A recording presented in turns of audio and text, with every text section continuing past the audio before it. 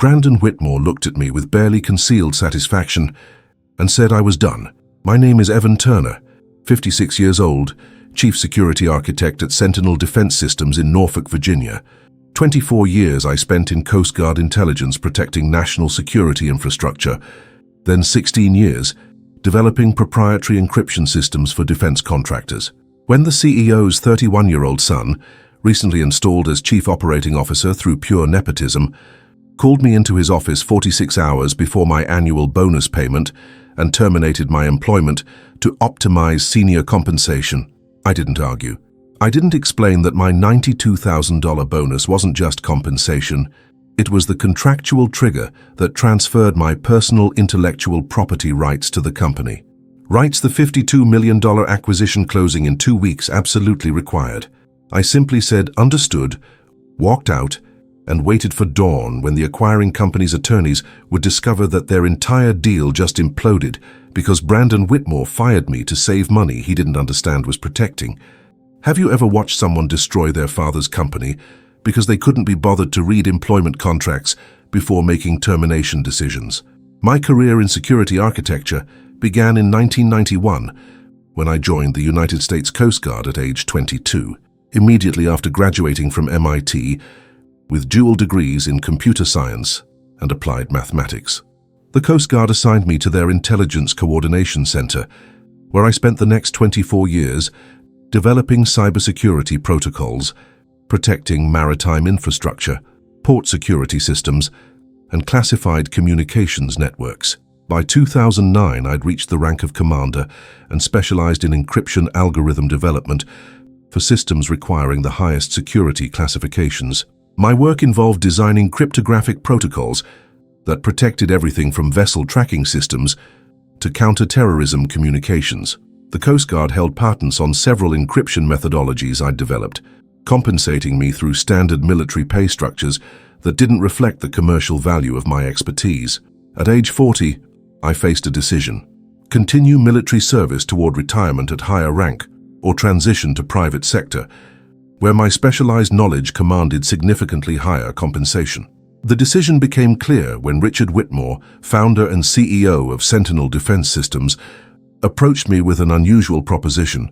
Richard had built Sentinel into a respected mid-sized defense contractor, specializing in maritime security systems.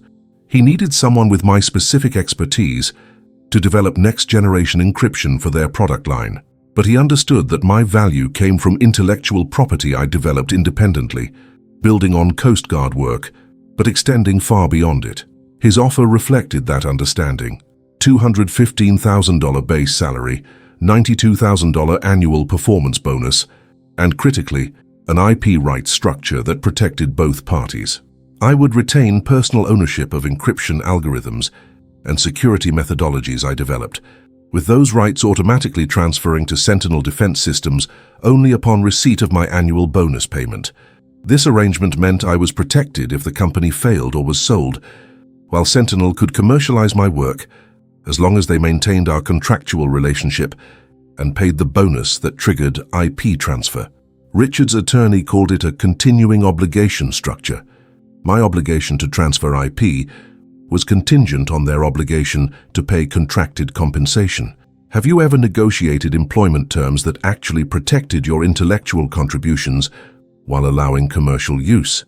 The IP structure made perfect legal sense to Richard Whitmore because he understood both intellectual property law and the value of specialized expertise. He knew that encryption algorithms I developed represented my professional knowledge applied to solve specific technical challenges. That knowledge was mine, regardless of who employed me.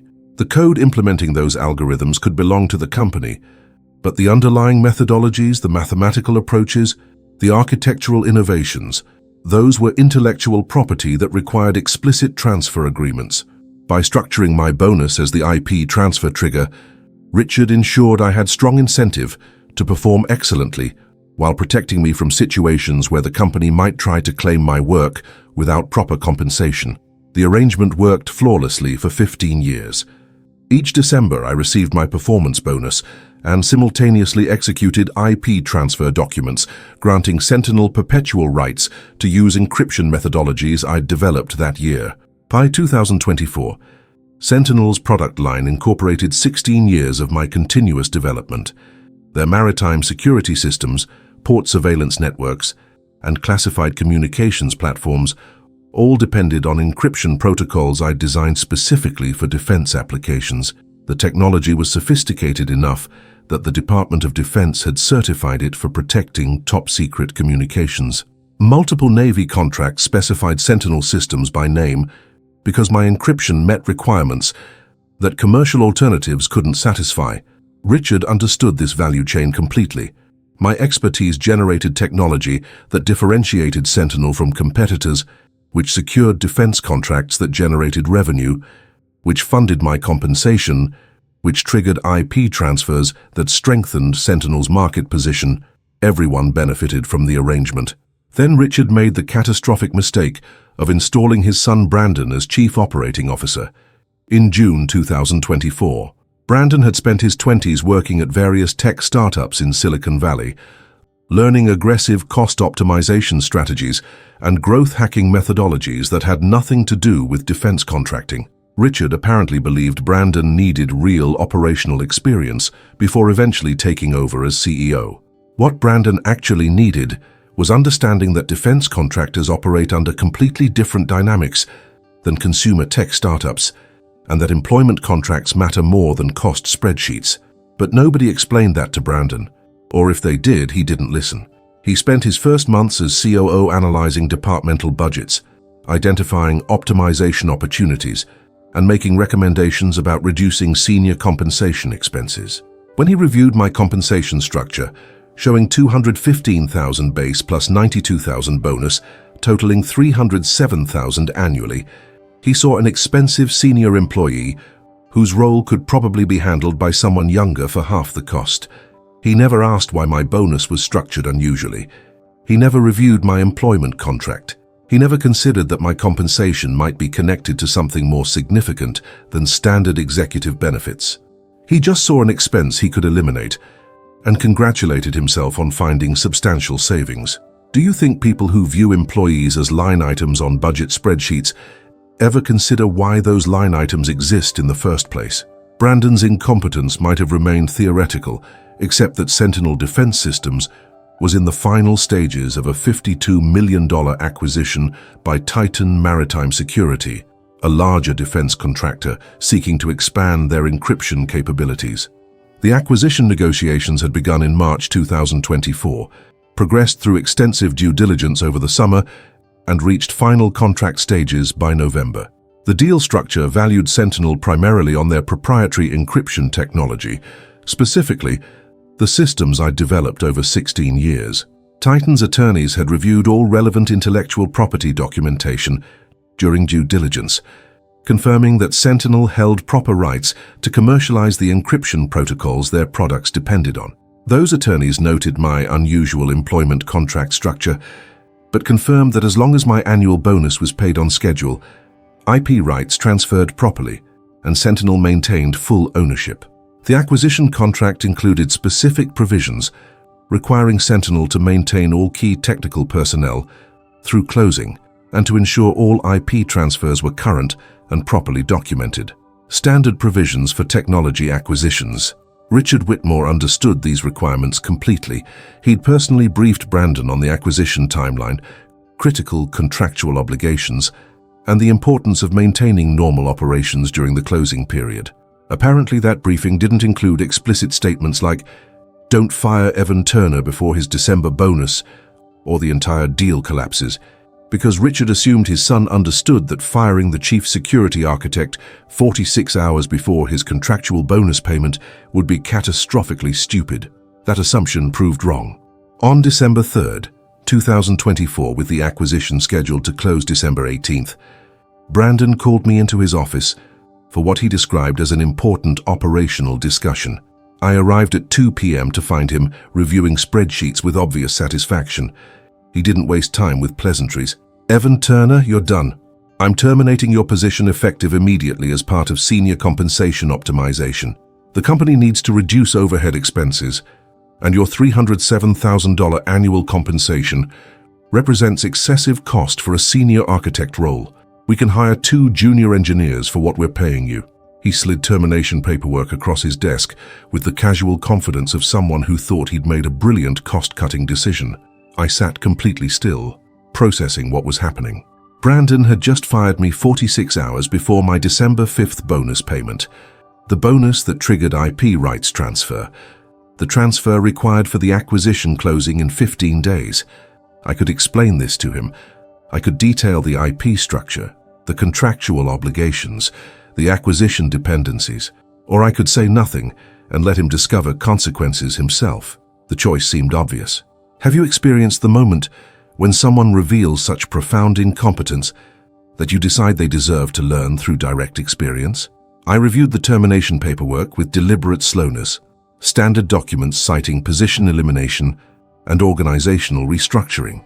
2 weeks severance per year of service calculated to 32 weeks. Benefits continuation through the severance period, standard confidentiality and non-disparagement provisions. Everything legal and properly processed. Nothing acknowledging that Brandon had just destroyed his father's $52 million acquisition. I looked up calmly. "I understand, Brandon. When is my final paycheck issued?" He consulted the termination summary. "Standard final pay processing occurs within 72 hours of termination. You'll receive your base salary through today, plus accrued vacation time. Your December bonus obviously won't be paid, since you're no longer employed during the performance period." I nodded, as though this was routine information rather than the contractual failure that invalidated every IP transfer agreement I'd executed over 16 years. "Understood, I'll clear my office today." Brandon looked satisfied, probably believing he'd handled a difficult termination smoothly. "Evan, this isn't personal. It's about optimizing company resources for growth. I'm sure you understand business realities." I stood and walked out without responding. Personal or not, he'd just made a decision that would cost Sentinel Defense Systems $52 million and probably destroy the company. I returned to my office where Margaret Chen, my senior engineer for 8 years, waited with obvious concern. "Evan, what happened?" "Brandon's assistant told me you were being terminated." I kept my voice neutral. "Position eliminated, Margaret. Compensation optimization initiative. I'm clearing out this afternoon." Margaret looked shocked. "But the acquisition closes in 2 weeks. Your IP transfers are required for—" I interrupted gently. "Margaret, my December bonus pays December 5th. Today is December 3rd. Calculate the implications yourself, but don't say anything to anyone. Just continue your work and wait for Monday morning." She understood immediately. Her expression shifted from shock to something like horrified fascination. "The IP rights don't transfer without the bonus payment. The acquisition contract requires current IP transfers." "Oh no," I confirmed with a slight nod. "Exactly. Brandon apparently didn't review employment contracts before making termination decisions. Monday morning, when Titan's attorneys verify that all contractual requirements are met for closing, they'll discover the chief security architect was terminated before his IP transfer trigger. Should be an interesting discovery." I spent the next 4 hours methodically packing personal belongings, leaving all company property intact. Colleagues stopped by expressing shock and support. Several asked about the acquisition implications. I kept responses minimal. By 6 p.m., my office was empty except for technical documentation and system access credentials properly secured for transition. I left my badge and building keys with security, drove home, and told my wife Rachel about Brandon's spectacular incompetence. She listened with increasing amazement. "He fired you 2 days before the bonus that transfers your IP rights, during an acquisition that requires those transfers. That's the most incompetent management decision I've ever heard." I agreed completely. Brandon views employees as budget line items. He never considered why my compensation was structured unusually or why my employment contract specified bonus-triggered IP transfers. He saw an expense he could cut and felt proud of his cost optimization. Monday morning, he'll learn why that expense was protecting $52 million in deal value. Rachel asked if I felt guilty about not warning him. I considered the question seriously. No, Brandon is COO of a defense contractor. Reading employment contracts before firing key technical personnel during acquisitions isn't advanced corporate governance. It's basic competence. His failure to do so reveals he shouldn't be in executive leadership. Better the board learns that now through a destroyed acquisition than later through something worse. We spent the evening reviewing my personal financial situation, which was comfortable enough that unexpected termination created inconvenience rather than crisis. By midnight, I was ready for whatever Monday morning would bring. Do you think Brandon spent his weekend celebrating his brilliant cost optimization, or did he never consider that firing people might have consequences beyond budget savings? Monday morning arrived with December sunshine completely inappropriate to the crisis about to unfold.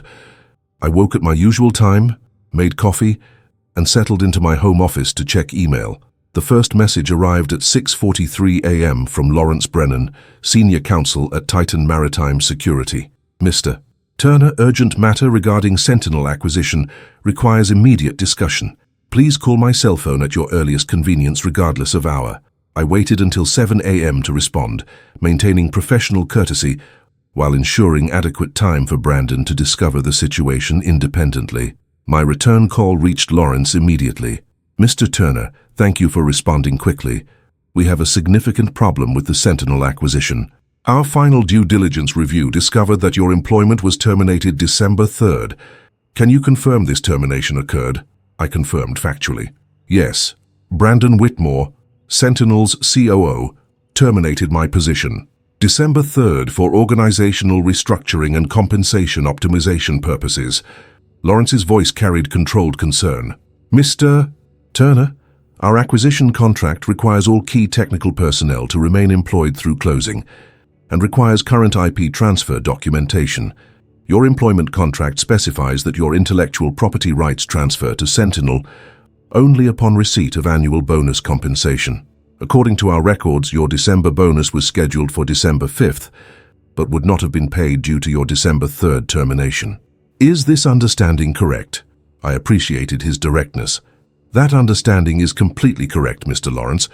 My employment contract, negotiated in 2009, provides that I retain personal ownership of encryption algorithms and security methodologies I develop, with those rights automatically transferring to Sentinel Defense Systems only upon receipt of my annual performance bonus. I was terminated 46 hours before the December 5th bonus payment. Therefore, the bonus was never paid, and IP rights never transferred. Silence on his end lasted long enough that I checked if the call had disconnected. Finally, carefully, Mr. Turner, are you saying that Sentinel Defense Systems does not actually own the encryption technology that represents approximately $41 million of our acquisition valuation? I could be precise. Sentinel owns the code implementations I developed under employment agreements. They do not own the underlying encryption algorithms, mathematical methodologies, or architectural approaches that make those implementations valuable. Those remain my personal intellectual property, which I have licensed to Sentinel through our employment relationship, but which I never transferred ownership of because the contractual trigger for that transfer, my annual bonus payment, never occurred due to my termination. Another long silence.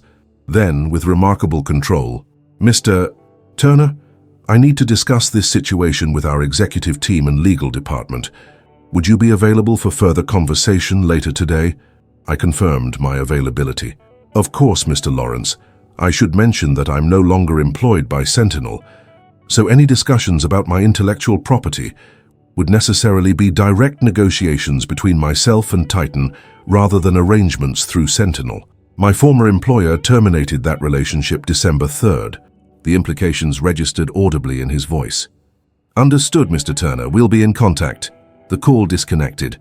I sat back in my office chair and waited for the explosion that would arrive at Sentinel Defense Systems approximately 15 minutes later, when Titan's legal team informed Richard Whitmore that his $52 million acquisition was dead because his son fired the key engineer before critical IP transfers completed. Have you noticed that catastrophic mistakes usually involve multiple people making terrible decisions in sequence, but the consequences fall primarily on whoever made the final stupidest choice? The explosion arrived at my home instead of Sentinel's office. At 6:14 a.m., my doorbell began ringing insistently. I checked the security camera to see Brandon Whitmore standing on my front porch, looking disheveled and panicked, pounding on the door and shouting, "Turner, open this door! What the hell did you do to us?" I considered ignoring him, but decided direct conversation might prove entertaining. I opened the door but didn't invite him inside. Brandon, what brings you here at 6 in the morning? His face was flushed, his voice nearly hysterical. What did you do? Titan just called my father saying the acquisition is dead because IP rights didn't transfer. They're demanding $8 million in due diligence costs. They're threatening to sue us for breach of contract. What did you do to destroy our deal? I kept my voice measured and professional. Brandon, I did nothing to your acquisition. You terminated my employment December 3rd. My employment contract specifies that my intellectual property rights transfer to Sentinel only upon receipt of my annual bonus. You fired me 46 hours before that bonus would have paid. Therefore, the contractual trigger for IP transfer never occurred. Titan's attorneys discovered during final due diligence that Sentinel doesn't actually own the encryption technology you were selling them. That's not something I did to you.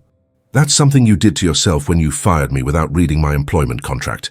Brandon looked genuinely confused, as though the concept of contracts having actual meaning was foreign to him. You can't just withhold IP transfers because you're angry about being fired. That technology belongs to Sentinel. You developed it while employed here. I could explain this clearly. Brandon, I developed encryption methodologies using my professional expertise. The employment contract your father negotiated with me in 2009 explicitly states that I retain personal ownership of those methodologies, with rights transferring to Sentinel automatically upon receipt of annual bonus compensation. That structure protected both parties. I couldn't hold technology hostage because transfers were automatic with bonus payment, and Sentinel couldn't claim my intellectual property without maintaining proper compensation. The system worked perfectly for 15 years until you terminated me before the transfer trigger occurred. Now those IP rights remain mine because the contractual obligation to transfer them was never fulfilled. Brandon's confusion was giving way to desperate anger. You're holding the company hostage. Name your price. What do you want to make this go away? I shook my head. I'm not holding anyone hostage. I'm protecting my intellectual property rights that never transferred due to your termination decision. If Titan Maritime Security wishes to acquire my encryption technology, they'll need to negotiate directly with me. If Sentinel Defense Systems wishes to continue licensing my technology, they'll need to negotiate new terms with me. Those are business discussions that happen through attorneys, not through COOs showing up at my house at 6 a.m. screaming about hostage situations. Brandon tried a different approach. Evan, please, my father is going to kill me. The board is meeting in 2 hours. Titan is threatening massive lawsuits. You can't just walk away from 16 years of work. Name any reasonable terms. I considered what reasonable meant in this situation. Brandon, you fired me to optimize compensation costs. You succeeded.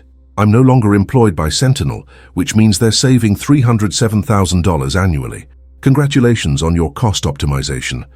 The consequence is that you destroyed a $52 million acquisition because you fired me before contractual IP transfers completed. Those are the terms you chose.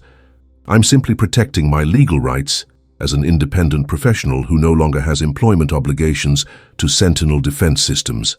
His desperation increased. So you're saying there's nothing we can do? The deal is just dead? I could be accurate. The deal as structured is dead because Sentinel doesn't own the technology Titan thought they were acquiring. Whether a new deal is possible depends on negotiations between Titan and myself, which honestly have nothing to do with Sentinel anymore. You terminated my employment and our contractual relationship. That means I'm free to negotiate independently with anyone interested in my technology. Brandon stood on my porch, looking like someone watching their career implode in real time. You're destroying my father's company to get revenge for being fired. I corrected him one final time. Brandon, I'm protecting intellectual property rights that your termination decision prevented from transferring. That's not revenge. That's basic legal protection of personal assets. If your father's company is destroyed, it's because you made catastrophically incompetent decisions about firing key technical personnel during acquisitions without understanding employment contracts or IP dependencies. That's on you, not me. Now please leave my property. Any further communication should go through attorneys. I closed the door before he could respond. Watched through the security camera as he stood there for another minute before walking slowly back to his car and driving away. Poured another cup of coffee and returned to my home office where emails were accumulating. Have you experienced the satisfaction of watching someone realize that their terrible decision created consequences they can't fix by yelling. The next 72 hours brought cascading developments that played out exactly as I'd anticipated, but apparently shocked everyone at Sentinel Defense Systems. Monday afternoon, Lawrence Brennan from Titan Maritime Security called requesting a formal meeting to discuss my intellectual property and potential direct acquisition arrangements. We scheduled a detailed discussion for Wednesday at their offices in Arlington. Monday evening, Richard Whitmore called personally. His voice carried exhaustion and something like betrayal. "Evan, what happened? Brandon told me about this morning's conversation. I don't understand how we're in this situation," I explained calmly and factually. "Richard, your son terminated my employment December 3rd at 2 p.m. My annual bonus was scheduled for December 5th. My employment contract specifies that IP rights transfer only upon bonus receipt. Brandon fired me 46 hours before the transfer trigger, which means the IP rights required for your acquisition never transferred to Sentinel." Titan's attorneys discovered this during final due diligence review. Long silence. Then, quietly, "Why didn't you tell Brandon about the IP structure when he fired you?" I'd anticipated this question. "Richard, Brandon is Chief Operating Officer of a defense contractor, executing a $52 million acquisition. Reading key employment contracts before terminating senior technical personnel isn't my responsibility. It's basic executive competence. If he'd asked why my bonus was structured unusually, or why my compensation seemed high, I would have explained. He didn't ask. He just decided I was an expensive overhead cost he could eliminate. That decision reveals judgment failures that the board needs to understand." Richard's response came slowly. "The board is meeting tomorrow. Brandon's position is being reviewed. Titan is demanding $8 million in due diligence costs and threatening breach of contract litigation. We're looking at potential bankruptcy if this acquisition doesn't close. Is there any way to resolve this situation?" I gave him honest assessment. "Richard, my employment relationship with Sentinel ended when Brandon terminated it. I have no ongoing contractual obligations to the company. Titan Maritime Security has expressed interest in negotiating directly for my intellectual property. Those negotiations will happen independently of Sentinel. Whether any arrangement benefits Sentinel depends on discussions that haven't occurred yet." He understood the subtext. "So you're negotiating your own deal with Titan now?" I confirmed. "I'm protecting my intellectual property rights and exploring commercial arrangements with parties interested in acquiring them. That's what independent professionals do when employment relationships end." Richard didn't call me back. Tuesday morning brought news that Sentinel's board had terminated Brandon Whitmore's employment as COO effective immediately, citing catastrophic failure of due diligence and judgment that jeopardized company viability. Several articles appeared in defense industry publications analyzing the situation, with anonymous sources explaining that nepotistic hiring of unqualified executives had destroyed a successful acquisition. The stories were professionally damaging but accurate. Brandon's career in defense contracting was effectively over. Wednesday afternoon, I met with Titan Maritime Security's executive team in their Arlington headquarters. Present were Lawrence Brennan, their senior counsel, Patricia Morrison, their chief technology officer, and James Cartwright, their CEO. The meeting was professional, substantive, and completely different from Brandon's desperate doorstep confrontation. James opened the discussion directly. "Mr. Turner, we've reviewed your intellectual property extensively during our attempted acquisition of Sentinel Defense Systems. Our assessment is that your encryption methodologies represent significant value independently of Sentinel's implementation. We're interested in exploring direct acquisition of your technology and potentially bringing you aboard as senior architect for our classified systems division. Would you be open to those discussions?" I appreciated the straightforward approach. "I'm very interested in discussing both technology acquisition and potential employment. However, I want to be clear about the situation. My IP rights never transferred to Sentinel because Brandon Whitmore terminated me before the contractual trigger occurred. Those rights are mine, free and clear. Any deal we negotiate benefits me personally and doesn't resolve Sentinel's situation unless we structure it to include them somehow." Patricia Morrison, the CTO, responded thoughtfully. "We understand the IP situation completely. Frankly, acquiring your technology directly may be more valuable than dealing with Sentinel's organizational issues. Our technical assessment indicates that you're the actual source of the encryption capabilities we wanted. The question is whether you can continue developing those systems independently or whether you need Sentinel's infrastructure. I'd considered this question thoroughly over the past 72 hours. I can absolutely continue development independently. The encryption algorithms, mathematical approaches, and architectural methodologies exist in my knowledge and personal documentation.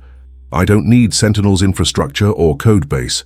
What I do need is proper facilities clearance, development resources, and capital to establish independent operations or join an organization with existing capabilities. James Cartwright smiled. Mr. Turner, we have all of those things. Let me propose terms for your consideration. Titan acquires your intellectual property outright for $18 million. Simultaneously, we offer you a position as senior security architect with $280,000 base salary, equity participation, and full benefits. You lead our classified systems encryption development with appropriate staff and resources. Standard IP assignment provisions apply to future development work. Does that framework interest you? I took a moment to process the offer.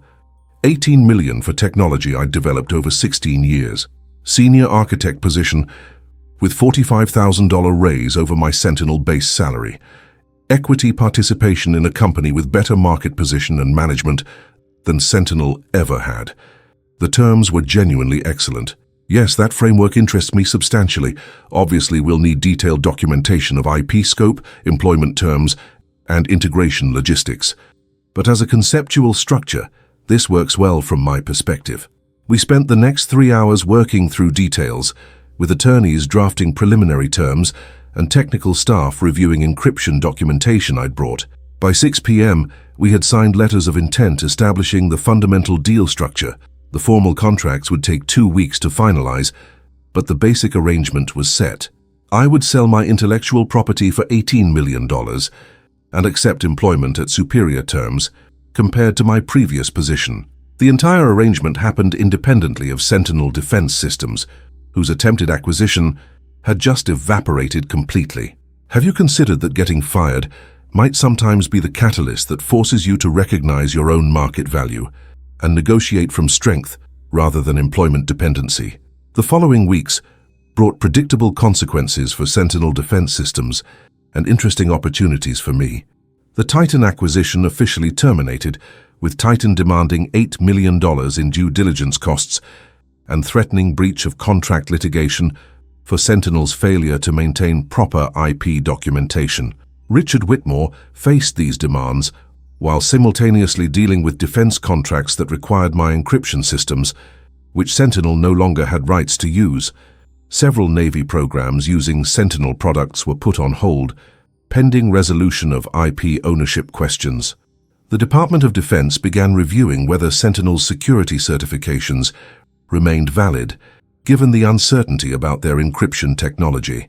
The company's valuation collapsed from $52 million to perhaps $8 million, with most of that value in physical assets and existing contracts rather than technology capabilities. Richard attempted to negotiate licensing arrangements with me for continued use of my encryption systems, but those discussions went nowhere. He wanted favorable terms reflecting our previous relationship.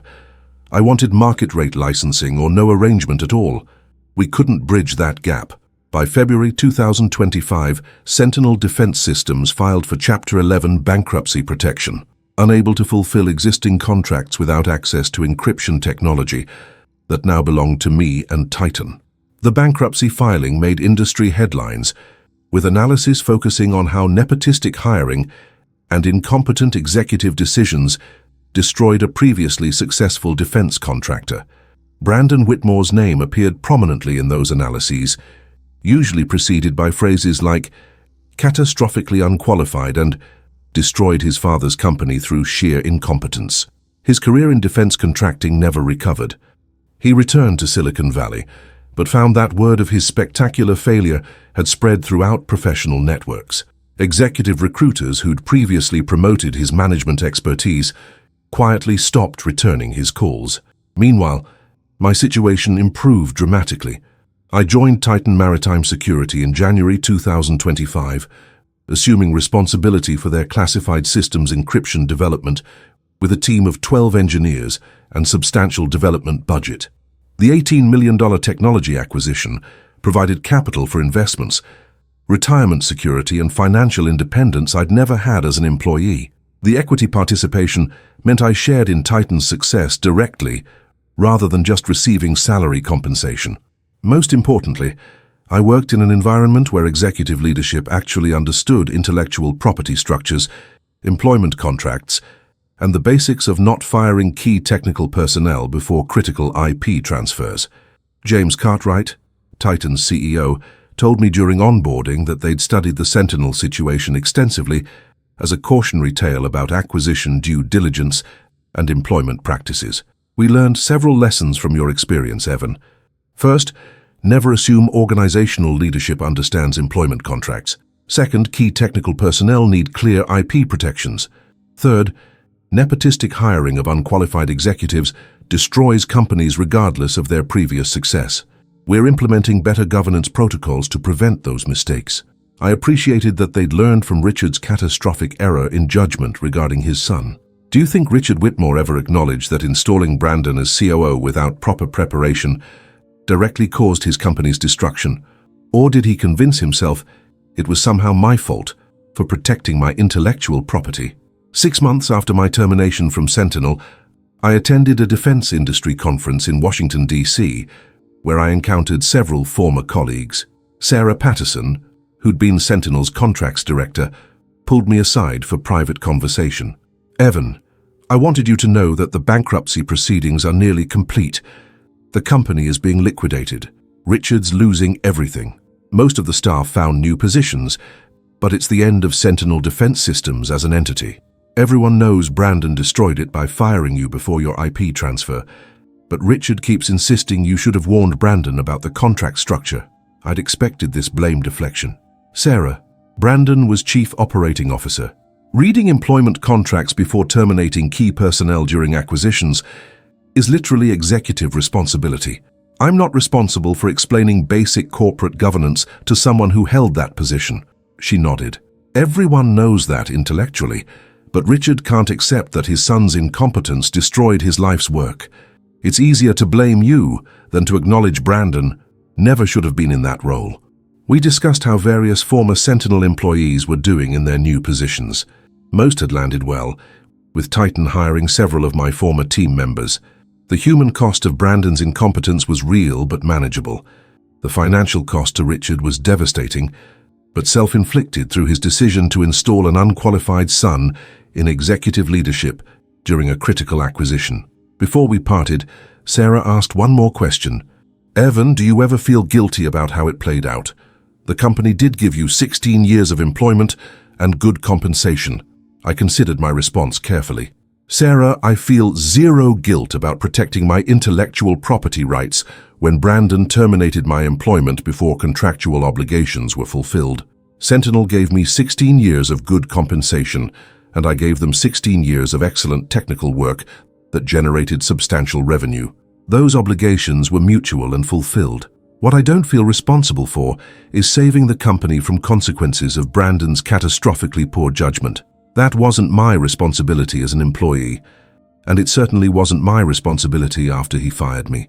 If Richard's company was destroyed, it's because he put someone dangerous and incompetent in executive leadership. That choice was his, and the consequences belonged to him. Sarah understood. We parted amicably, and I returned to my work at Titan developing next-generation encryption systems that would serve defense needs for decades. The work was professionally fulfilling, properly compensated, and conducted in an environment that valued expertise rather than viewing it as expensive overhead to be eliminated. Everything I'd wanted from my Sentinel position, but better in every meaningful dimension. Sometimes getting fired turns out to be the best possible outcome when it forces recognition of your independent value and creates leverage to negotiate from strength. Have you considered whether staying in an employment relationship prevents you from recognizing better opportunities that would emerge if that relationship ended? Looking back 18 months after Brandon Whitmore fired me 46 hours before my $92,000 bonus, I understand several truths about intellectual property.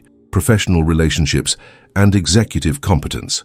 First, IP right structures matter enormously, and professionals who develop valuable technology should explicitly negotiate ownership and transfer provisions that protect their contributions. My 2009 employment contract, negotiated with Richard's understanding and good faith, created the legal framework that protected me when his son demonstrated catastrophic judgment. Without that framework, I would have had no recourse when terminated. Second, employment relationships are business arrangements where both parties have obligations.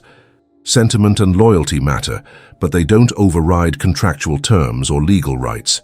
When Brandon terminated my employment, he ended Sentinel's contractual relationship with me, which meant their rights to my IP were contingent on obligations they failed to fulfill. My choice to protect those rights, rather than voluntarily transferring them despite contractual failure, wasn't revenge. It was basic business sense. Third, executive incompetence destroys companies far more effectively than market competition or technological disruption. Sentinel Defense Systems was successful, growing, and positioned for substantial acquisition. Brandon destroyed it in one afternoon by firing me without reading my employment contract. That single decision eliminated $52 million in value and eventually bankrupted the company. No competitor could have damaged them so effectively. Fourth, nepotistic hiring of unqualified executives is professional malpractice by boards and senior leaders. Richard's decision to install Brandon as COO without proper preparation or qualification review was the root cause of everything that followed. Brandon wasn't evil or malicious. He was just incompetent and overconfident, viewing experienced professionals as budget line items to be optimized rather than understanding their actual roles and value. That incompetence might have been correctable with proper supervision and training, but Richard gave him executive authority without either. Fifth, people who fire you to cut costs rarely understand the value you were providing or the systems protecting the company from your absence. Brandon saw my $307,000 compensation as an optimization opportunity. He never asked why that compensation was structured with bonus-triggered IP transfers. He never considered what value those transfers represented. He just saw an expense he could eliminate and felt proud of his decisive cost-cutting. The $52 million consequence taught him that not all costs represent inefficiency. Some represent the price of maintaining critical capabilities. Finally, protecting yourself legally and professionally when employers demonstrate they don't value you isn't revenge. It's basic self-preservation.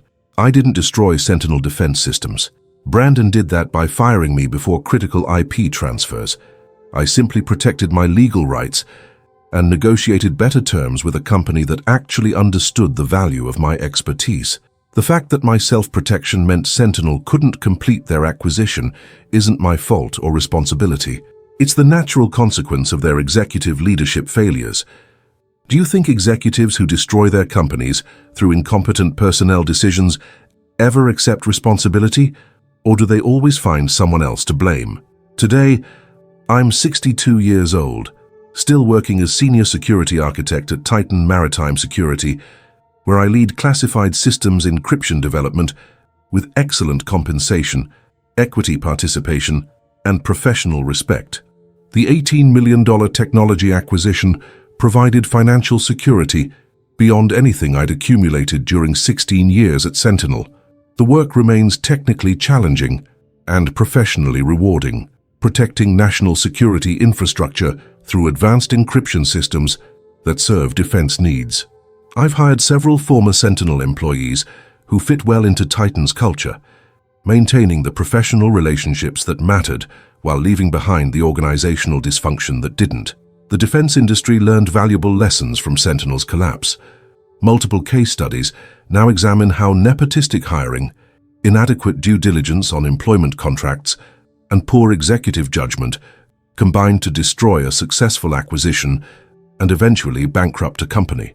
Business schools use the situation to teach about IP rights, employment contract structures, and the importance of understanding key personnel dependencies before making termination decisions. My name appears in those case studies as the technical expert who protected his intellectual property when employment obligations ended, while Brandon's name appears as the catastrophically unqualified executive whose cost-cutting destroyed his father's company. The professional community understands what happened and who bears responsibility. I occasionally wonder what became of Brandon Whitmore. The last I heard, he'd left the business world entirely, working in his wife's family retail business doing inventory management. His brief career as COO of a defense contractor ended catastrophically enough that no amount of networking or credential building could overcome his reputation for spectacular failure. That outcome seems appropriate somehow. People who destroy companies through sheer incompetence shouldn't be given additional opportunities to repeat the performance. Meanwhile, Richard Whitmore retired in financial difficulty, having lost most of his wealth in Sentinel's bankruptcy. He never publicly acknowledged that installing Brandon as COO was a mistake, preferring to maintain the fiction that I'd somehow sabotaged the company rather than simply protecting my IP rights when they terminated me. I have no interest in correcting his narrative. The objective facts are documented in bankruptcy proceedings, acquisition contracts, and employment agreements. Anyone interested in truth can review those documents. Richard's need to blame me rather than his son doesn't change what actually happened or who was responsible. The story's broader lesson remains clear. Companies that view experienced professionals as expensive overhead to be eliminated often discover too late that those professionals were the only thing making the company valuable, and sometimes cost-cutting destroys far more value than it saves. If this story of intellectual property protection and executive incompetence resonated with you, consider whether you're properly documenting your professional contributions and protecting your rights through appropriate employment contracts. Share your thoughts in the comments about times you've witnessed cost-cutting decisions that destroyed more value than they saved. If you found value in this account of how contractual protections and professional expertise can create leverage when employers demonstrate incompetence, please hit that subscribe button for more stories from Revenge Tales with Luke. See you in our next story.